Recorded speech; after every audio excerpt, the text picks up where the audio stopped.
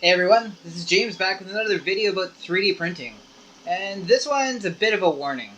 I had an experience that's similar to a lot of other people's experiences. We all think it can happen to us. We've all done long prints, left them unattended. You come back, all the little things that go wrong, you end up with your nozzle and the print head completely covered in plastic. The minor inconveniences. But there's always the concern about fire.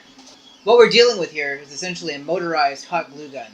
And that nozzle is running at anywhere between 180 to 270, 280 degrees, or even hotter depending on if you're running specialized filament.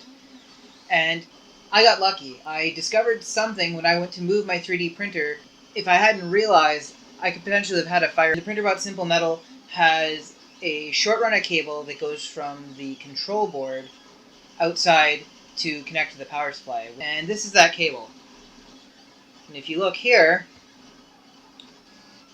it's darkened and blackened over the course of its use. Now, I've been using this printer for a year and a half, and I'd seen some discoloration on here before, but everything always looked relatively good. And then this time I noticed that it had gotten somewhat black. Now, that's an indication, obviously, that the resistance here is way higher than it should be. It's been generating excess heat. And the wires from the power supply had always gotten warm.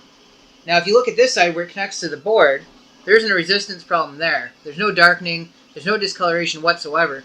So this one join was creating a significant amount of extra resistance. But what was worse, here we have the cable from the power supply. So this is just a standard, this is the power supply that came with it. It's a Future Promo 350 watt power supply. Here's the connector, the PCI Express connector. And when I touched it, because I was looking, and you can see there's discoloration on the 12 volt lines. When I touched it, one of the 12 volt rails and two of the ground just disintegrated off. What would have happened? I would have still been trying to draw the same amperage over the rest of the wires. It would have had a single ground, which meant that this ground, the remaining ground, would have been triply responsible for dealing with all the current, and it would have melted, burnt out, or potentially caught on fire. So what I've done to remedy mine, since it's the same connector, that's essentially just an extension cable, I've gone ahead and plugged the power from a new power supply directly into the board, and now the wires aren't even getting warm as it's printing. And I've also noticed that the print bed is having less struggle getting up to 80 or 90 degrees. So this is me urging you guys to make sure that if you're 3D printing, you check your 3D printers regularly, because this is a problem that developed in a printer that's been running for a year and a half. A printer that you would think, well, there's been no issues with it so far, but issues can develop over time. The wires heat up, the wires damage, the resistance increases, and then the next thing you know, you're in a situation like this. So thanks for watching.